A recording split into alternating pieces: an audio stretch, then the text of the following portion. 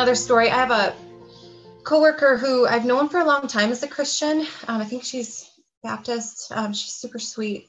We've never had conversations about the Lord though, but we were sitting in the break room one day, and it was pretty soon after all this was starting, and literally, like, as people were coming in and out of the break room, it was just constantly like talking about fears and frustrations with regards to all this. And I just kept thinking, as they were talking, like, all these fears and frustrations, the fears they were kind of legitimate. And I couldn't like comfort them by being like, well, actually, I know this thing that you don't know. And but it was like, there's just some really hard things. Like, yes, testing was not super accurate. Yes, we might not have adequate protection going into these rooms. Yes, we could pass this on to our families at home.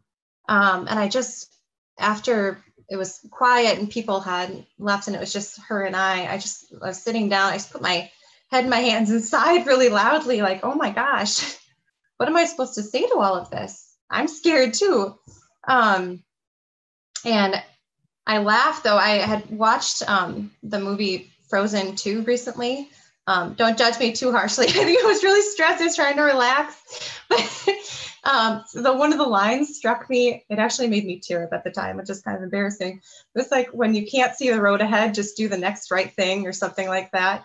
Anyways, I told my coworker about that and how it had like made me tear up and made me laugh a little bit. And we both laughed, and we were talking, it's actually it's decent advice. I wouldn't necessarily recommend the movie, but it spurred us to talk a little bit about how there isn't a lot we have direct control over, but there is a real peace in being able to trust God with our future, with all of this that he's caring for us in the midst of it. It was just so wonderful to be able to open up to her like that.